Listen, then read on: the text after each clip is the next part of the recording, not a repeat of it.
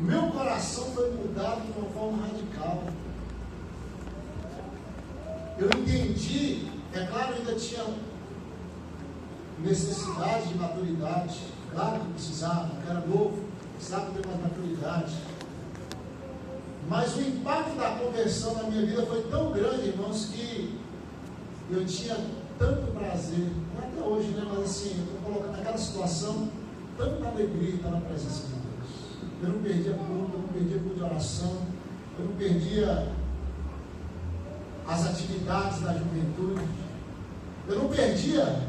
Eu comecei logo a me integrar na equipe de música, comecei logo a buscar, eu queria realmente dedicar a minha vida ao Senhor. Esse era o sentimento que eu tinha naquele momento, e não somente a mim, mas todos os jovens que eu conhecia, que estavam tendo aquela experiência maravilhosa com Deus. E aí eu pergunto, qual é a nossa realidade hoje? O que está acontecendo com os nossos jovens? Eu vou fazer aqui, vou dar a resposta talvez de um dos sintomas, ou talvez um diagnóstico que eu quero trazer para os irmãos, de dos sintomas que eu acho que é pertinente. Tem vários, mas uma coisa eu acredito que é extremamente importante e que nós devemos trabalhar isso na vida do nosso jovem, é uma verdadeira experiência de conversão a Cristo Jesus. Isso aí é fundamental. Porque às vezes nós ficamos preocupados, dizendo, não, pastor, ora, porque o nosso jovem está desviando, porque isso, porque aquilo, a gente fica preocupado, a gente fica, onde que ele está agora? Mas se a gente voltar para a raiz do problema e também para a solução do problema, que é, peraí, se ele verdadeiramente é de Cristo, eu não preciso me preocupar, porque o Espírito Santo está na vida dele e vai orientar. Se ele de fato tem uma experiência poderosa com o Senhor Jesus, a vida dele vai mudar, não vai ser a mesma. Então eu acredito, irmãos, que é isso que nós precisamos imprimir na mente da juventude hoje, uma verdadeira experiência de transformação com Cristo Jesus. Porque enquanto eles talvez não tenham essa experiência, talvez muitos já foram até regenerados. Aí não é uma questão teológica que a gente tem uma dificuldade de compreender, né?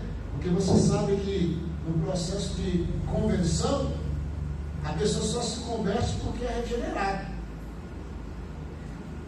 Na verdade, a pessoa só é convertida, só faz uma volta no seu caminho porque o Espírito Santo toca na vida dele, transforma e ele tem uma experiência de regeneração. Como o apóstolo Paulo diz, né? Ninguém diz Senhor Jesus se não for pelo Espírito Santo. O Senhor Jesus falou lá em João 3 que aquele que não nascer da água e do Espírito não pode ver e nem entrar no reino de Deus. Então tem que nascer de novo. A regeneração é obra do Espírito Santo. A regeneração é uma obra espiritual que o Espírito Santo opera na vida da pessoa. Ela é muitas vezes inconsciente, a regeneração. Agora, a conversão é o processo consciente de mudança de vida. Vocês estão entendendo? A regeneração, muitas vezes Deus causa no seu coração, você nem tem plena consciência, mas é Deus operando na sua vida. Mas só que esta regeneração, ela vai operar em nós uma consciência de mudança, e aí começa a conversão. A conversão começa no processo consciente que a regeneração opera. Aí a pessoa começa a exercer a fé, a pessoa começa a se arrepender, a pessoa começa a mudar de direção na sua vida. Aí é conversão. Não vamos confundir as coisas. Mas nesse processo de conversão, irmãos, tem muitas pessoas que são regeneradas, eu acredito, mas que ainda não experimentaram, porque esse tempo entre a regeneração e a conversão, nós não sabemos quanto tempo que dura. Às vezes, e na maioria das vezes, é imediato. Por exemplo, no caso do apóstolo Paulo, não foi imediato no caminho de Damasco? Foi ou não foi? Estava no caminho? Ali já operou a regeneração e a conversão imediatamente. Foi imediato. E na maioria dos casos assim. Mas, por exemplo, no caso daquele homem a caminho da Etiópia, que Filipe foi lá pregar, ao que tudo indica, ele já tinha uma operação do Espírito anterior, mas ainda não tinha um processo consciente. E aí Filipe foi lá apenas e pregou, e ele, aquilo não me impede de ser batizado. Mas ali talvez já tinha uma operação anterior do Espírito Santo na vida dele, compungindo, fazendo com que ele busque a Deus, fazendo com que ele lesse as Escrituras. Talvez ele não tinha entendimento, mas aí veio Filipe, pregou a palavra, e o Senhor já despertou aquilo, porque já estava operando no seu coração. Então, amados, talvez para a gente ficar menos preocupado, menos estressado, menos ansioso, nós temos que pregar para os jovens a necessidade de nascer de novo. E se eles são nascidos de novo, a necessidade de conversão, de uma experiência verdadeira com Cristo. Porque é isso, queridos, que vai sustentar, é isso que vai dar o rumo à vida deles. O que adianta nós falarmos muitas vezes, mas o coração está fechado para Deus? Mas aí, no Salmo 119, eu quero trazer uma palavra hoje para a juventude, dia do jovem presbiteriano, jovem convertido, um jovem que quer manter o seu caminho puro na presença do Senhor. Logo no versículo 9 diz: de que maneira poderá o jovem guardar puro o seu caminho? De que maneira? Observando segundo a tua palavra. Vamos ler todo mundo junto o versículo 9? De que maneira poderá o jovem guardar puro o seu caminho? Observando segundo a tua palavra. Aí eu vou ler o restante. De todo o coração te busquei, não me deixes fugir aos teus mandamentos. Guardo no coração as tuas palavras, para não pecar contra ti. Bendito és tu, Senhor, ensina-me os teus preceitos. Com os lábios tenho narrado todos os juízos da tua boca. Mais me regozijo com o caminho dos teus testemunhos do que com todas as riquezas. Meditarei nos teus preceitos e às tuas veredas terei respeito. Terei prazer nos teus decretos e não me esquecerei a tua palavra. De que maneira poderá um jovem guardar puro o seu caminho? Observando segundo a palavra.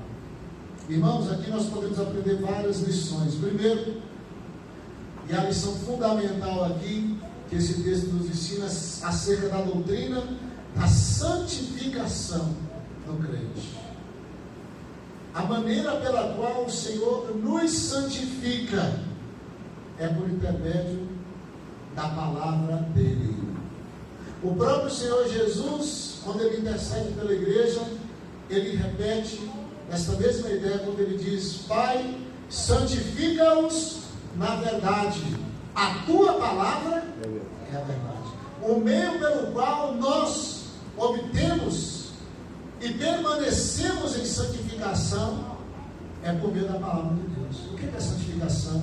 É o ato pelo qual Deus opera em nós a transformação, de modo que o pecado vai minimizando o seu domínio, o seu poder, e de modo que nós tenhamos agora uma nova vida, uma novidade de vida, segundo a imagem de Cristo em nós. A santificação tem a ver com aquele processo de despojar do pecado e nos revestir do novo homem. É um processo,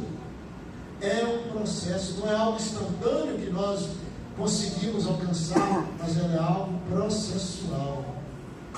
Ou seja, dia após dia, nós estamos sendo santificados por meio da palavra do Senhor.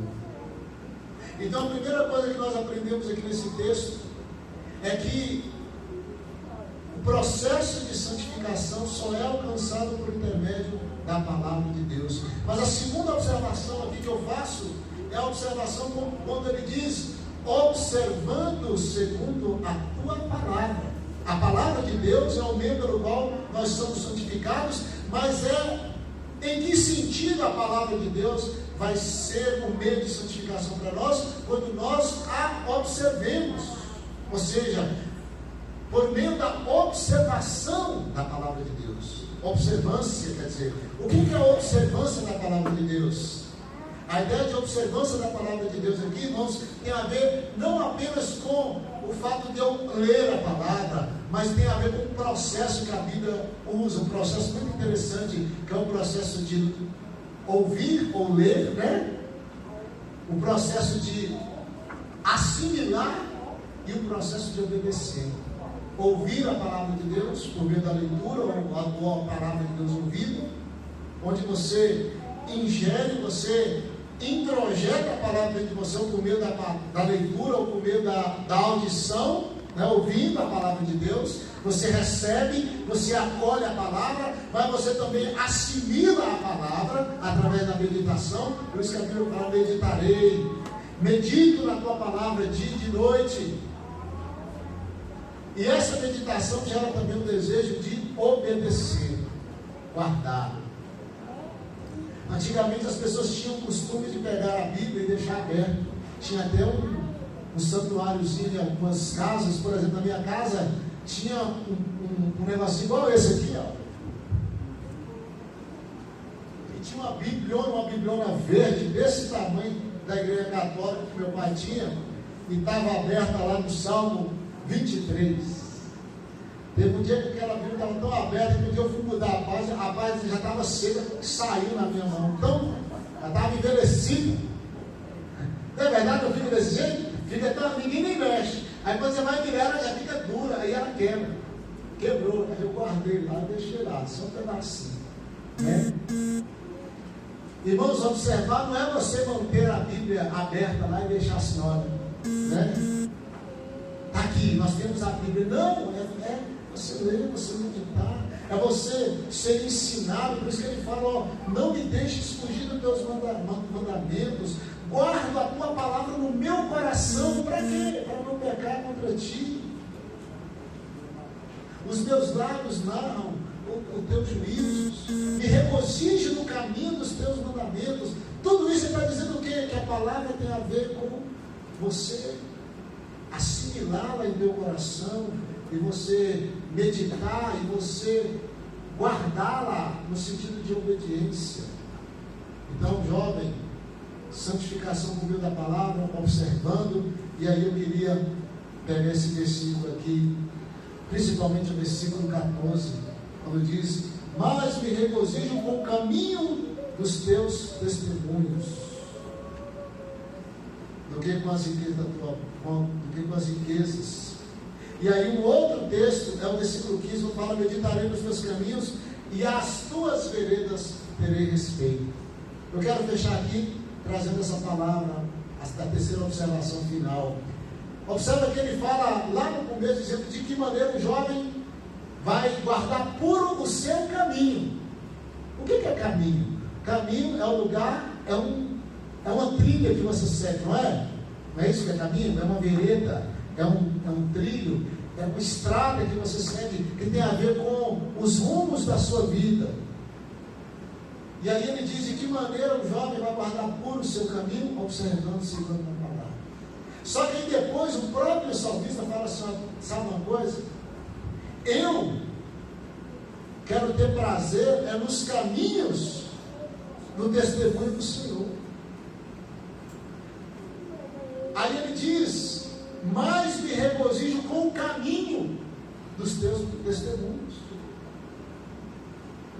E aí ele diz: meditarei nos teus preceitos, e as tuas veredas, ou seja, nos teus caminhos, terei respeito. Então, jovem, se você quer ter o seu caminho puro, a sua vida pura, não é o seu caminho que você deve seguir, mas é o caminho do Senhor. É o caminho da vontade de Deus. É o caminho das veredas da palavra, do mandamento do Senhor. Porque o jovem, uma pessoa pode ser levado a uma conclusão equivocada, dizendo assim: essa coisa, eu vou seguir o meu caminho e Deus vai me abençoar. Não é nesse sentido. É porque você vai estar em tanta sintonia com Deus, tendo prazer na palavra de Deus, que os teus caminhos serão os caminhos do Senhor. Serão as veredas de Deus que você vai ter prazer, e não os teus caminhos, como se você tivesse a sua própria direção, e depois você falasse: Deus, agora abençoe o caminho que eu estou seguindo aqui, ó. O Senhor vai me abençoar. Não, Deus, os meus caminhos são os teus caminhos, a minha vereda vai ser a tua vereda. Então é nesse sentido que o caminho do jovem vai ser puro, porque ele vai trilhar não o caminho do seu próprio coração, mas o caminho de Deus, as veredas de Deus para a vida dele. Amém? Que Deus nos abençoe, amados. Que Deus abençoe você, jovem, e você que se sente jovem também, né? Que você seja santificado por meio da palavra do Senhor. Amém? Vamos orar. Obrigado, Pai, por tua palavra.